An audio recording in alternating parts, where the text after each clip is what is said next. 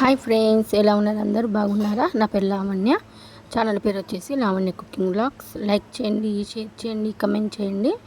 నేనైతే ఈరోజు ఉప్మా చేసిన అండి. ఎప్పుడు ఇడ్లీ, దోశ, పూరి ఇలాంటివి కాకుండా అప్పుడప్పుడు కొంచెం సింపుల్గా టైం లేనప్పుడు ఇట్లా ఉప్మా వేసుకొని తినాలనిపిస్తుంది కదా. ముందుగా నూనె పోసుకొని ఆవాలు, జీలకర్ర, ఉల్లిగడ్డ, పచ్చిమిర్చి, కొత్తిమీర, పుదీనా అవసరం లేదండి, ఇష్టం ఉంటే వేసుకోవచ్చు, లేకపోతే లేదు. ఒక టమాటా, కొంచెం పుదీనా, కరివేపాకు వేస్తే మాత్రం ఒకసారి పుదీనా వెయ్యండి మీరు. ఉప్మాలో సేమ్ మనకు ఫంక్షన్లో పెడతారు కదా, అట్లా ఉంటుందండి.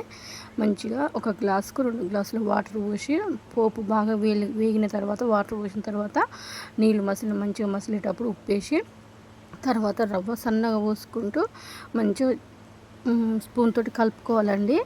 అసలు మా ఇంట్లో ఉప్మా అయితే ఒకప్పుడు ఎవరు తినకపోయేది. ఇప్పుడు నేను చేస్తే అయితే ఉప్మా మంచిగా తింటారండి, ఇష్టంగా.